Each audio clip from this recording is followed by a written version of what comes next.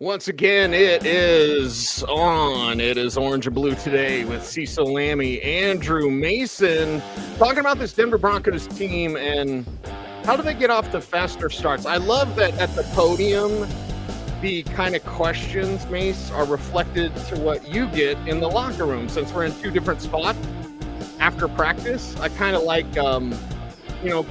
things being on the same page. Hey, well, how can you start fast? And that seemed to be a conversation in the locker room, too. I mean, I think it's obvious, too. It's usually when you get to Wednesday, it's pretty obvious what the storyline is, kind of what the problems are, what, good or, whether it's whether, what's good, what's bad. I mean, right. And in this case, I think everyone would be remiss to not talk about, why can't this team do in the first three quarters what it's doing in the fourth quarter? And then, of course, now Sean Payton's press conference did lead off with the obvious thing about Russell Wilson and the back and forth and all that. Right. I think that whole thing has kind of gotten ridiculous, frankly. Yeah, I think it was ridiculous to begin with. Yeah. He said he wished they had changed after their game. Russ a little sensitive about that, so it's fine. But Sean came through and he had, his words to kind of get us back. He didn't say anything about Russ. That was just more about Jackson Dart. I mean, the thing is, I don't believe him, but I mean, yeah, like he could have said it without mentioning the quarterback change, but he didn't mention Russ's name. But Russ is assuming he would still be the starter at that point in the season. Why not Jameis? Is Jameis mad on Twitter? Yeah, I mean, well, Jameis was never named before the season to be the starter the way that Russ was. So it is what it is. Tempest in a teapot, and you move on. It's kind of, the whole thing is sort of stupid, but yeah. It's also largely irrelevant for what the Broncos are trying to do going forward. What they're trying to do is figure out, okay, how can they become more consistent? You read my piece over at denversports.com, and I know you talked about this on the radio. The last three games, their form on offense is terrific, of course. They scored 33 points in the fourth quarter on Sunday. That's a franchise record for points in any quarter. In the past three games, they've scored more fourth quarter points than any three-game stretch since 1962. That's great. But, of course, we know that they've only scored 13 points in the first three quarters of games over the last 3 weeks. That last time they had so few points in a three-game stretch, you got to go back to last game of 2018, first two games of 2019. The last time they did that in a single season, you've got to go all the way back to December of 2016. The last time it was worse than that, you got to go all the way back to 1992 for the Broncos. So it's been a minute. And even worse, they don't have a point in the second and third quarters of the last three games. That's never happened in a three-game stretch. Perhaps that's the most damning thing from your numbers piece? Yeah, I mean, the fact that you've gone 3 weeks without a point in the middle two quarters of a game. That's darn near impossible to do, and literally, you've never done that in team history. Now, you literally go from 2 quarters of play over a 3-game stretch where you are worse than you've ever been before, to the fourth quarter over the last 3 games where you are better than you have been since 1962, in 63 years. I mean, since the Kennedy administration. Like, that's... I mean, you talk about being at the extremes here. Like, okay, like, Jekyll and Hyde doesn't even begin to describe it. Like, what are you? Why can't you be this earlier in the game? Why is it taking so long? Is it that, okay, you're not figuring things out? I mean, are you wearing teams down? I think some of that maybe is. Okay, yeah, the Broncos are a pretty well-conditioned team. This is, the whole thing of building callous, blah, blah, blah. Sure. There are some reports, in fact, talking about how the Giants training camp is maybe a little bit more lax than some others, and that maybe contributes to them wearing down late in the games. And we know the Broncos have a more rigorous training camp than some other teams, and maybe that made a difference in Sunday's game in particular. But that doesn't really explain all of it. Something about Evan Ingram in the locker room talking about how they do some adjustment, maybe they figure things out. Evan Ingram did also talk about, okay, they lose momentum early, first down, second down. They don't get on schedule, and then they go 3 and out. It's essential to maybe get some momentum going, get that first down early, unclog the pipes, actually get some things going. So that's something that probably contributes as well. But that was the theme of the day, and so we were talking about it. And it was on players' minds as well. And it was foremost in terms of what they were doing in practice. And I think it was the second question of Bo Nix's press conference, you asked Bo Nix specifically about that. And let's play Bo's answer to your question. Well, we've been trying to do that. I think that's the most important part of practice is to make it like a game. I think you got to work with the schedule and work with whatever practice flow you get, make it look like a game and make it intense and put pressure on yourself in a huddle and break in the huddle and on a play and get the urgency up and everything that goes into a game day and make it feel real. So we play with great effort at practice and that carries over. But I think just how can we be more urgent and how can we make the pressure go up in practice at all times. I think we've done a really good job of that sometimes, and then at other times we've let maybe other things get in the way. But we're excited about this week. I think everybody's got a little bit of an edge, wanting to play a little bit better. Wow. And that was Sean Payton told us they want to take Wednesdays and transfer it to Sundays. So my question to Bo was like, how do you do that? Yeah. And then he offered up that little nugget, Mace. We're getting little nuggets here about like sometimes in practice they're real dialed in, and then Bo just gave that little nugget of like, and sometimes we don't. Yeah. Okay, why? Why? Why? It's week 8. Why? That's where my brain went when he said that. I was like, oh. Why are there those lapses? Right. Why aren't they locked in all the way through? Right. Now, granted, it's human nature that you're not always on cutting edge all the time. Sure. Like sometimes you lose focus a little bit. You drift. It happens. But it's one thing to kind of drift on a Wednesday. Why is there the drift on a Sunday? And that was another thing that you heard in the locker room. Like, okay, like how do you get that urgency? Like, so now there was something interesting that Mike McGlinchey said, and we'll probably get more into Mike's comments later on in the week. Okay. He said that something that happens in the fourth quarter, specifically in the Eagles and Giants games, that they kind of get into a mode of kind of playing with nothing to lose. That, okay, like, not so much like backs to the wall, but like you kind of, all right, we're behind. We're just going to go play, right? Yeah, play loose. Play loose. And then it all comes together. And how do you get that mindset for the other 3 quarters?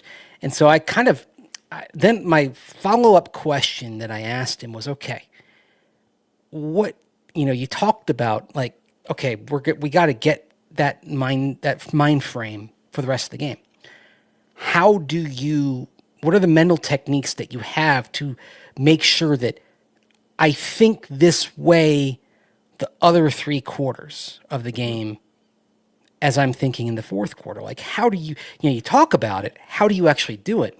Right. And he said, well, it's like anything, you have to practice it. You have to practice thinking that way. And he had I thought a really good analogy. Mike McGlinchey loves to golf. And I think if anyone who's golfed, and I golf from time to time, this actually made sense.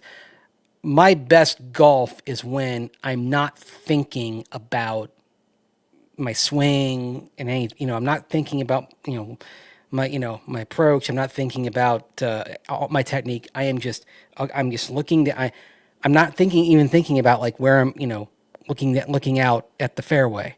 You're doing the bull dance. You're feeling the flow.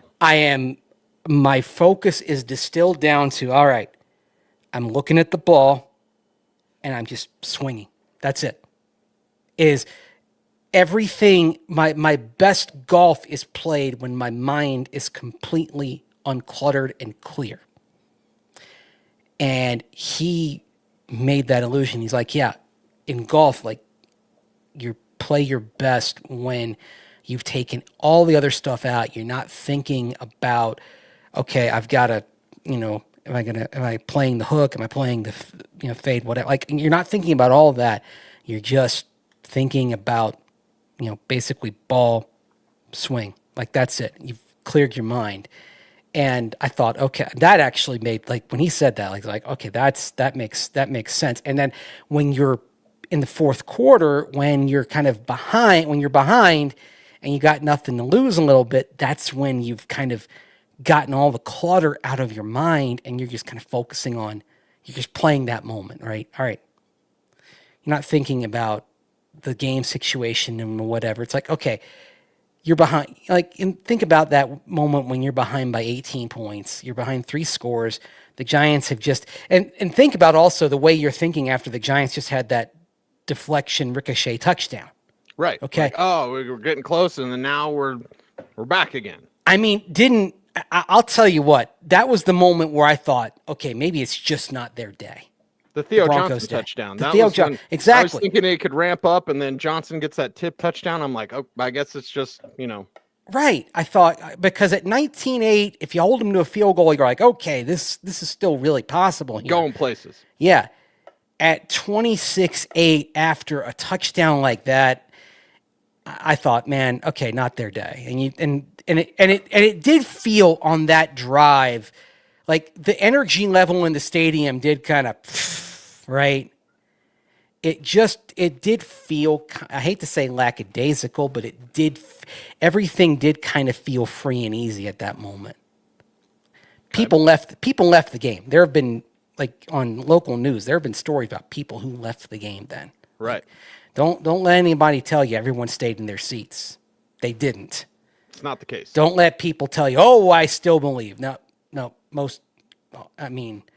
Picture it didn't happen. Yes, yeah. Yeah, all of, and, up in the press box, we're all working on our Broncos loss stories, okay? Oh, yeah, yeah. And I think to some degree, even the players are thinking like, all right, nothing to lose. We're playing this thing free and easy, right? And they drive downfield and they score. So how do you get that kind of mindset? That WTF, man, just DJF. Yeah. How do you, how do you get that the rest of the game? And I think that's what they were working on. That's a little bit of what they were working on today in practice, trying to start getting that frame of mind and how to avoid those slow starts. I mean, and it was something that Sean Payton really was hitting on today in practice, how to kind of get your minds right to start playing the rest of the game the way you're playing the end game. Playing the first 3 quarters the way you're playing the fourth quarter. Because fourth quarter Broncos, if you take the most of the season, fourth quarter Broncos could be the best team in football. I mean, this even goes back to week 1, the way they ran it down the Titans' throat that day. Man, and not just on offense, but on defense. Remember how they knocked the Titans backwards? Right. After the muff punt? I mean, basically fourth quarter Broncos, for the most part, over the broad sample size of this season, fourth quarter Broncos, probably a team that can go to the Super Bowl. First 3 quarter Broncos, that's a team that's not going to go places. So how do you get fourth quarter Broncos to be quarters 1 through 4? How do you get that to manifest itself through the whole game? If you can figure that out, you got a team that can do some special things. Oh, yeah. You've got a team that can make a lot of noise in the postseason. Before we get to some more conversation, maybe even Pat Bryant's comments, Mace, I do have to ask you because it's coming up organically in our conversation, which is what we love to do. Do you feel Bo Nix is pressing? You know what I mean? Like, because we talk about how do you relax? How do you take it easy? People saying, and you know, I disagree with Zach By when he's like, he's the worst deep passer in the league. I don't believe that. I know the advanced data is going to say like, well, his deep passing numbers are just terrible. Bo Nix, blah, blah. Why in the fourth quarter is he going deep? And it's working. I know the Bover throws, which everyone, yay, we keyed a key phrase, Bover throws. Yeah, I understand that. There's overthrows. I don't think him and Franklin have the chemistry that always gets talked about because they were college teammates.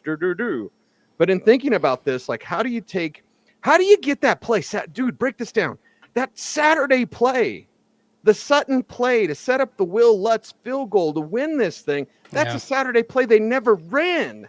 Yet there was a comfort level in executing an incredible play to put you into scoring position for the win. So it's almost like, you know, paralysis by analysis, or maybe Bo pressing. Like, what's the disconnect here? Doesn't it come back to the whole thing of you got to play, like you said, DGAF? You got to play that the rest of the game. Let her rip. Yeah. Grip it and rip it. Early in the game, to use the golf term. He's thinking too much. And it goes back to tempo, right? When you are taking your time and you're making the subs and you're huddling, there's more thought coming into it, right? Right. Whereas when you're going up tempo and you're taking the subs out of it and you're making the calls there at the line and you're going faster, there's less thought. It's more of the grip it and rip it, right? I like that. You're in the flow, you're in the rhythm, you're just getting up there and swinging.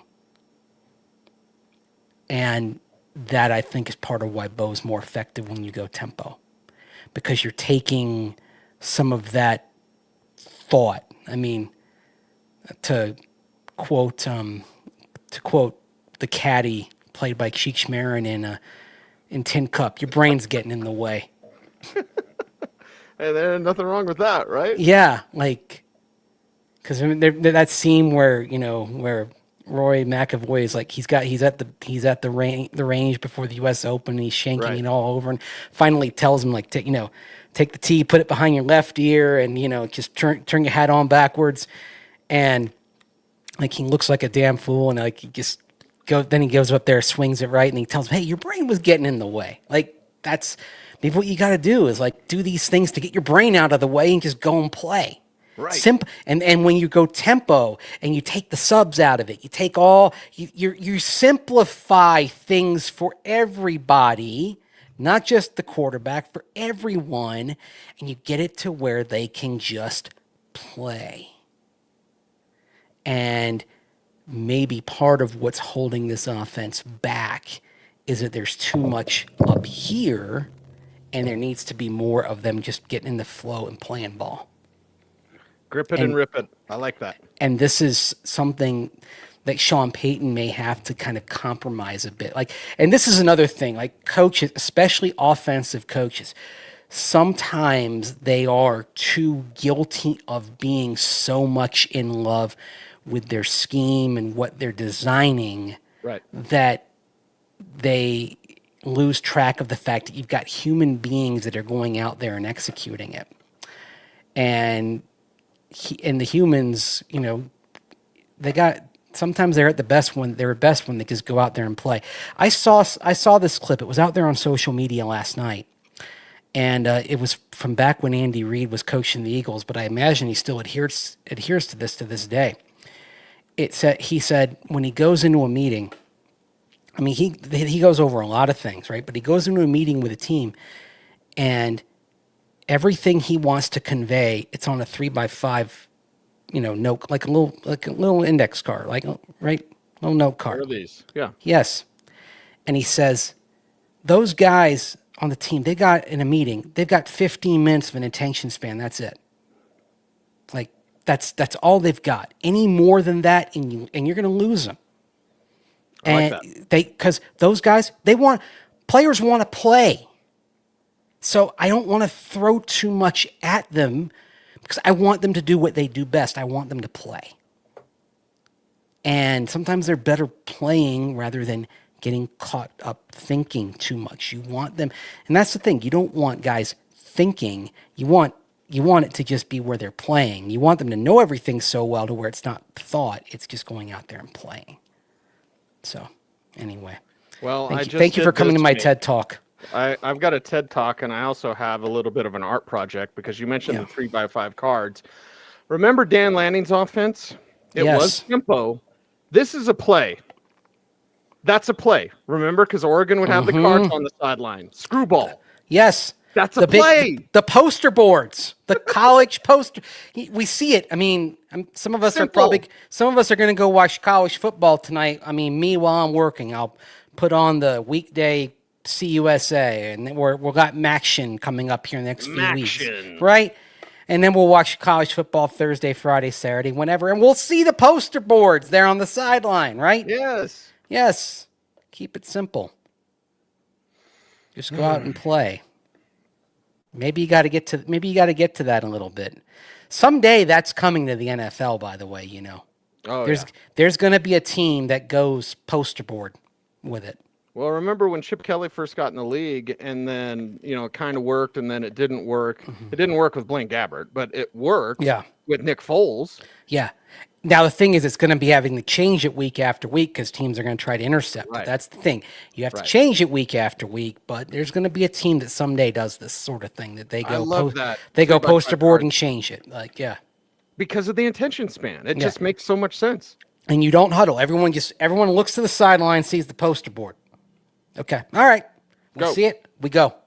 All right. We know, everyone knows because it's like sometimes you see the 4 poster boards and they know which one they're, all right, we're going to look top. We know on this play we're looking top left. All right. We know on this one we're looking top right.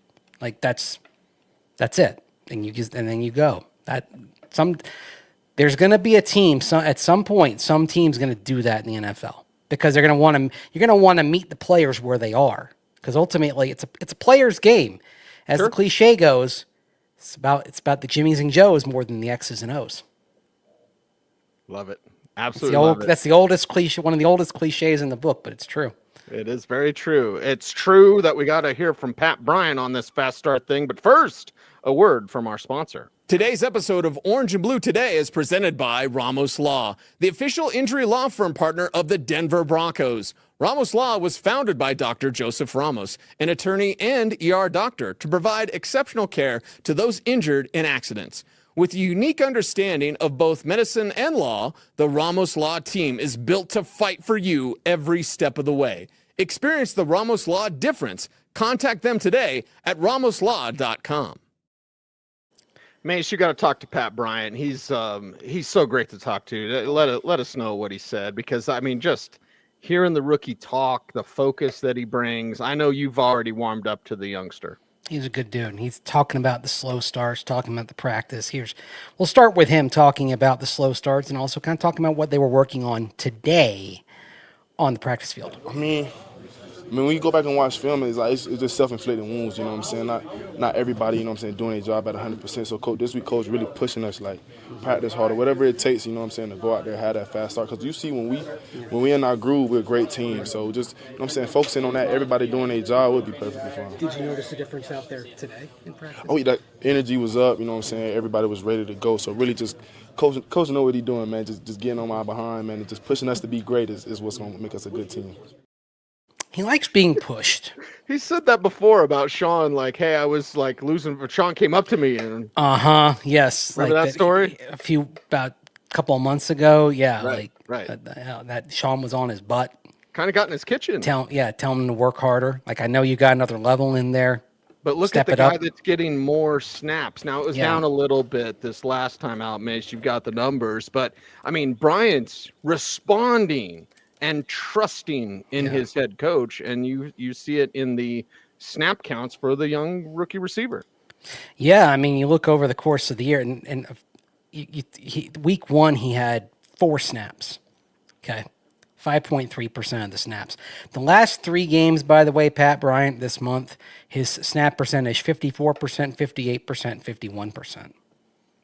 It's pretty In good. September, his snap percentages were 5, 24, 25, and 33. So he's gone to north of half of the snaps in the game. Now, they're not targeting him all that much. He was targeted 4 times, by the way, on Sunday, 1 catch for 6 yards. Really wasn't much of a fault of his own. He's one of the reasons he's out there often is because I think he's probably already a top tier blocking receiver right now. Court 1, Pat 2, maybe? I'd say so, and I think he's closing on Court as far as the blocking. Damn. The blocking is getting him on the field. It's part of why when we were talking about, okay, if you go tempo, you're going to have these personnel groupings that maybe it's not going to be everything, the perfect group that you want, but you're looking for a group that can do the most things. And it's why, okay, maybe the grouping of receivers, if you go 3 wide, that you're going to want Marvin out there because he can do a lot of different things because you can involve him in the running game as well. You have Court out there because he's your obvious wide receiver 1, and then maybe your third receiver ends up being Pat Bryant because of his blocking ability. And, we have not, of course, in recent weeks, ever since week 2, we have not seen, we haven't seen perhaps what you were hoping to see from Troy Franklin, right? I mean, he's sitting there with 27 catches on the season so far, but he had 12 catches in the first couple of games for I believe it was 133 yards.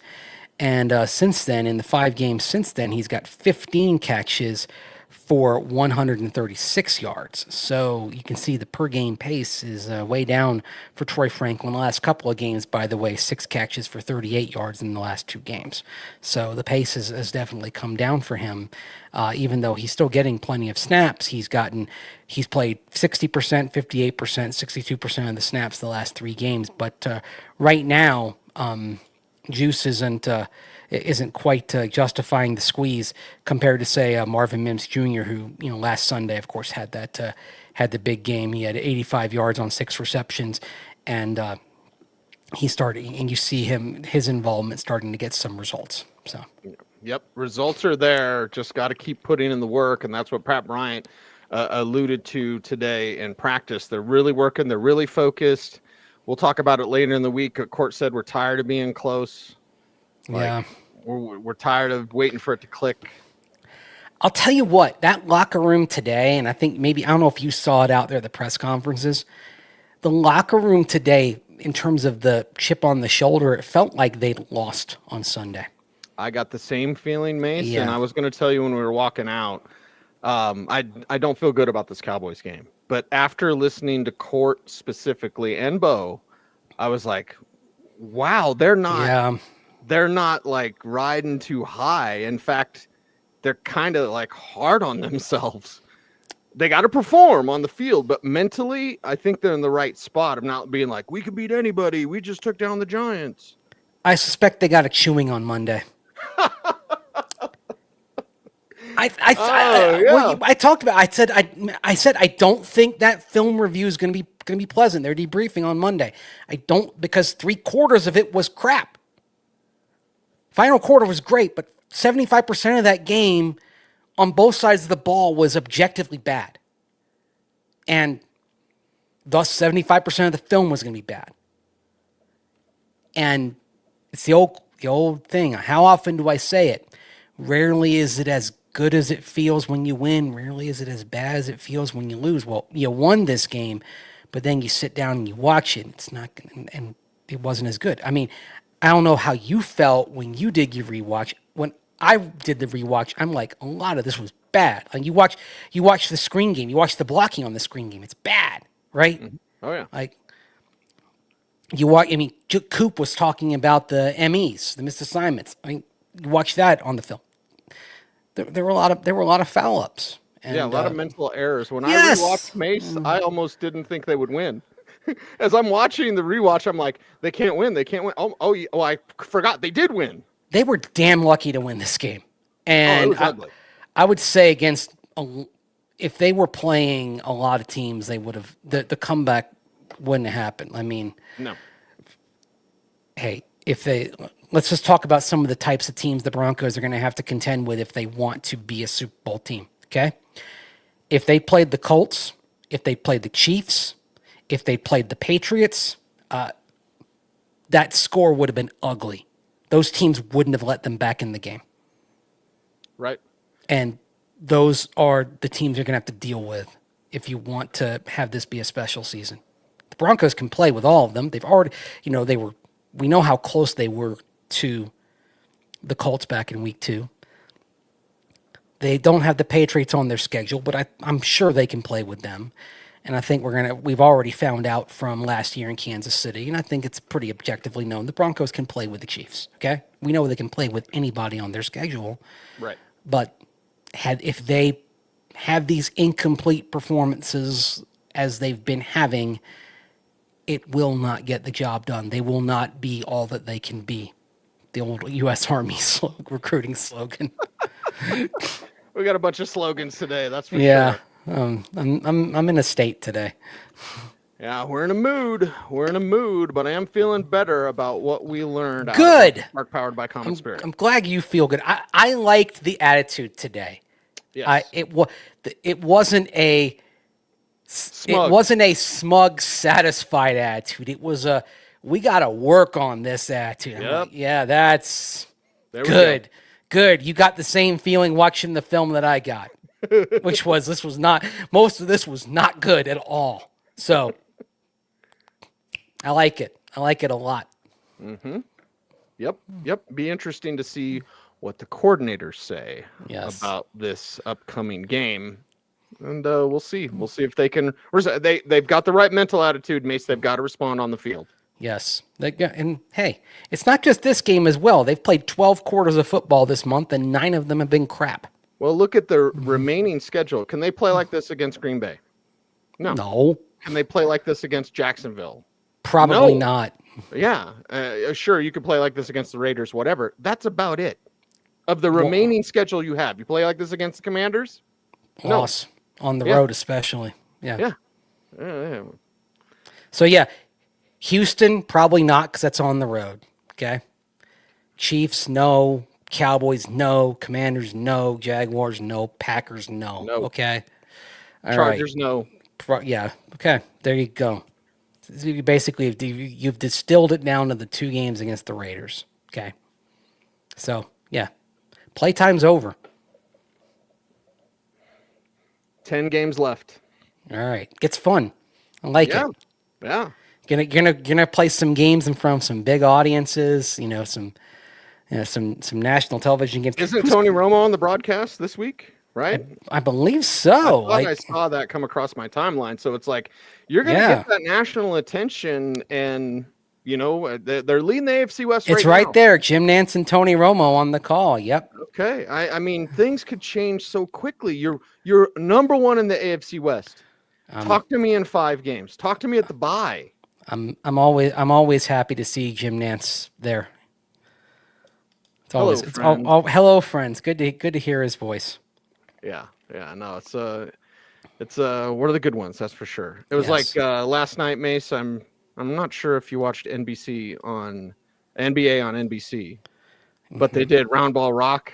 John Tesh. Yeah. Yes. Da da da da da. It was good, and I loved how when they came on the air. You remember the little thing with the peacock, the little thing, the little thing. It was just like that. I mean, all the nostalgia feels that I got. All the feels. And I don't know if you saw it, but when they have the fact that Inside the NBA was allowed to stay alive, and now it's on ESPN. They showed. I wasn't watching it because I was getting ready for the show, but I saw the clip come across on social in the last hour and a half or so, and that was reassuring too. Like just seeing that again. Although it's weird to hear the TNT NBA music on ESPN. Very Inside odd. the NBA. I haven't gotten used to that yet, but I'm glad that's still with us. That by the way, that is the only studio show in any sport that I watch is Inside the NBA. used to be college game day for me, not in Yeah. studio because they're always Yeah. on remote or whatever. But like, yeah, it's inside the NBA. Yeah, I feel like college game day has gotten too. It I jumped don't the know. shark. When it was Chris Fowler, Kirk Yes. Herbstreit, and Lee Yes. Corso, like that was Chopping it up. it was golden. It was magic. Just Yeah. those three. I watched it. I still watched it from time to time, even the last few years, in part because like I know there was a lot of people would make remote comments, snide comments about Lee Corso as he'd, and his struggles on air after he had the stroke. But I always thought it was one of the most beautiful things that we would see in terms of Kirk kind of watching out for Lee. Right. And to me, I always thought Lee earned the right to stay on as long as he wanted, Yes. and because I mean he knew how he was coming across, he knew what he sounded like, but he was okay with that, and yeah, like yeah, there's some magic in certain voices and certain shows and on television, things like that. And there was some magic hearing Round Ball Rock on NBC, even though you still heard it. Like Tesh licensed it to Fox Sports, and so they were using it on college basketball the last few years. So like it was always a little strange when you heard Round Ball Rock going into break on like a Big Ten game on Fox, but it was still cool to hear it. Oh, yeah. I wonder if I guess they're probably not going to use it anymore now that's gone back to NBC for the NBA, but it was still cool to hear it. But it felt right when hearing it last night when it came up. The only thing that was wrong was Oklahoma City celebrating a title. Like, Seattle Sonics forever on that one. So Yeah, I hear you. Sorry. I hear you on that. Come for the Broncos talk. Stay for the Round Ball Rock. It is orange and blue today. Presented by Basketball. Gimme the ball because I'm gonna dunk it. Yeah. Woo, I love it. I absolutely love it. It is OBT presented by RamosLaw.com. He is Andrew Mason. I am Cecil Lammey. Mace, we appreciate everyone out there for helping us grow our YouTube channel. How can they further help us along? Like, Comment, share, subscribe, hit that notification bell so that you never miss a vid. All right. He's Andrew Mason. You follow him on all the socials at Mace Denver. I'm at Cecil Lammey saying OBT is BFD. Thanks very much for watching, everyone. Stay tuned, and would you please stay frosty?